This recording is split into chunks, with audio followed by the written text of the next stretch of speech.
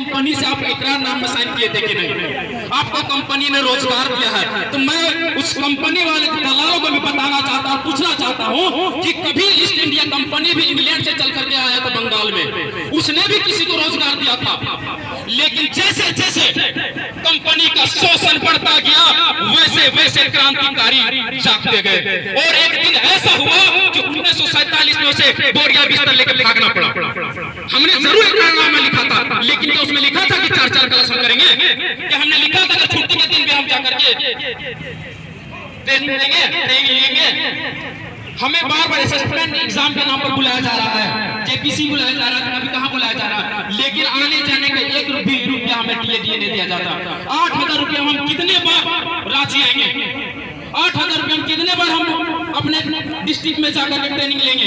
8,000 रुपये 15-15 kilometre, 20-20 kilometre हम लोग छुट्टी के दिन में जाकर के हम अगर ट्रेनिंग करेंगे, हमारे पास क्या बचेगा? 8 रुपया भी बचता है क्या?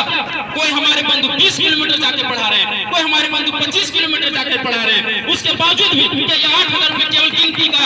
मेरे हिसाब से 4,000 रुपया आता होगा। 4,000 रुपये से 4 अंक भी ज्यादा नहीं आता होगा। तो क्या 4,000 में हमारा घर परिवार चलेगा? हमारा काम पीजीटीए बनता है, हम तो पीजीटीए से तो हम पेमेंट नहीं मांग रहे हैं। जो 12th में आता है उसका पे स्केल आप देखिएगा, पीजीटीए 5400 रुपया पेमेंट, 80,000 रुपया आता है। क्या हम 80,000 मांग रहे हैं? नहीं मांग रहे हैं। हम तो कह रहे हैं कि हमारा कम से कम मानदेय सम्मानजनक कर दिया जाए। जो केंद्र सरकार ने, राज्य सरकार ने मिनिमम दिया क्या, उसे हमें दिया जाए। अभी हमारे ईएसआई के नाम पर, इंश्योरेंस के नाम पर पैसा काट लिया जा रहा है। 10,000 तो लिखा हुआ है, लेकिन वो बाकी पैसा कहाँ जा रहा है? कोई हिसाब है किसी के पास? कल हमारा किसी इंस्पेक्टर भाई का एक्सीडेंट हो जाएगा, मर जाएगा, तो उसका कहाँ लेकर काट जाएगा? क्या किसी को कार्ड मिला है? अगर हम ये बात मान रहे हैं कि हम गलत कर रहे हैं, क्या हमारा अधिकार है कि नहीं मांगना? हम चाहे वो न्यायपालिका हो, कार्यपालिका हो या विधायिका हो, मैं बस अपने इंस्पेक्टर भाइयों की तरफ से एक ही बात कहना चाहता हूँ, आप खुद से संज्ञान लीजिए और सोचिए कि आपका एक दिन का पैकेज खर्च 8,000 रुपया है और हमारा पूरा 8 परिवार को चलाने के लिए 5,000 रुपया दे रहे हैं। तो क्या 8,000 में हमारा परिवार चल सकता है? नहीं चल सकता है।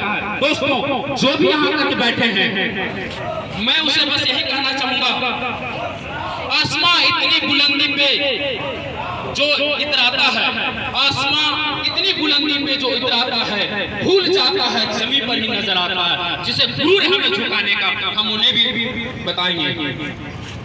और एक बात है कि जो सफर की शुरुआत करते हैं वो मंजिल भी पा लेते हैं। दोस्तों, हमने सफर की शुरुआत कर दिया। दोस्तों, हमने सफर की शुरुआत कर दिया है और मैं फिर कहना चाहूंगा कि जो सफर की शुरुआत करते हैं वो मंजिल भी पा लेते हैं। बस चलने का हौसला रखना जरूरी है, क्योंकि अच्छे इंसानों का तो रास्ते भी इंतजार करते हैं। हमारा रास्ता निश्चित है, हमारा मंजिल निश्चित है।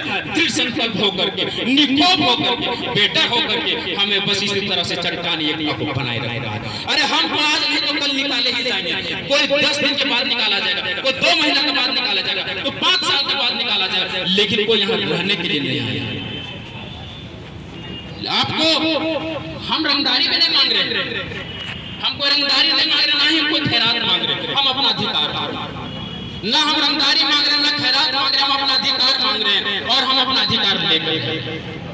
और वो जब हमें लिखित रूप से दिया गया कि आपको इतना तारीख आपकी मांगे पूरी कर ली जाती है, पूरी कर ली जाएगी, लेकिन आज तक हमारी मांगे पूरी नहीं की।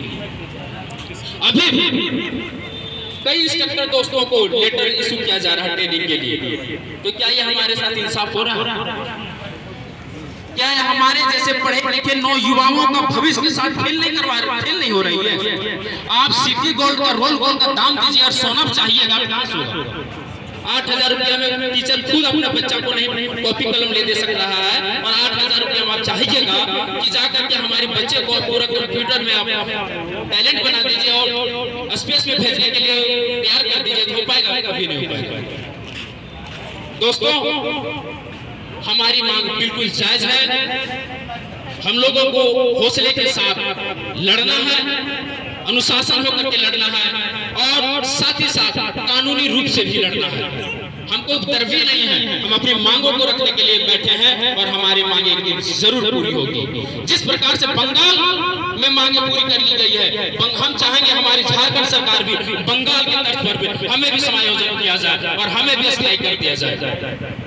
हम पढ़े लिखे युवा हैं, जब हम MCA BCA BTech कर रहे थे उस समय हमने कितने बड़े ख्वाब देखे थे। हमारे माता पिता का खून के पसीने जो खून के रूप में बाहर आ रहे थे, सोच रहे थे हम अपने बेटे को BTech करवा रहे, MTech करवा रहे, MCA करवा रहे, BCA करवा रहे, हमारा बेटा एक दिन अच्छा मजदूरी करेगा, अच्छा पैसा कमाएगा। लेकिन ना जाने उनके सपनों को कैसा धक्का लगा कि हम लोग आज 8,000 का स्ट्रक्चर बन के रह गए हैं, जो अपने माता पिता की दवाई का भी खर्चा उठाने के काबिल नहीं है।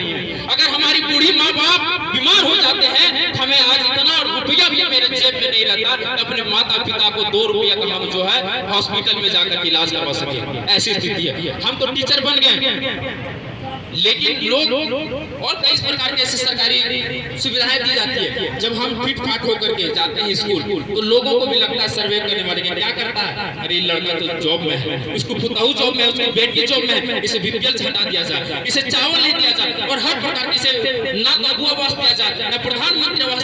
हमें हर प्रकार के सरकारी लाभों से वंचित किया जा रहा है केवल इस 8,000 रुपया किया। ये सब सर्वे करने वाले को लगता है कि ये लोग सरकारी नौकरी करने वाले हैं, लेकिन उन्हें पता भी नहीं होता कि हम लोग जो मजदूर से भी स्थिति खराब है। मनरेगा में मजदूरी करने वाले को 300 रुपया मिलता है, रेजा को 400 रुपया मिलता है, राजमिस्त्री को 600 रुपया मिलता है, उसके अकॉर्डिंग हमें क्या मिलता है आप हिसाब कर लीजिए। हिसाब कर लीजिए 20-20 किलोमीटर जाकर के हम लोग पढ़ा करके आते हैं। शिक्षक समाज का दर्पण होता है, हर विद्यार्थी शिक्षक में अपना रूप देखता है, अपने आप को नकल करने का प्रयास करता है। तो क्या हमारा जो हम जब बच्चे को पढ़ाने जाएंगे तो क्या हमारा फटा जूता और फटा कमीज देख करके हमें अपना दर्पण देखेगा, आदर्श मानेगा? क्या हम 8,000 में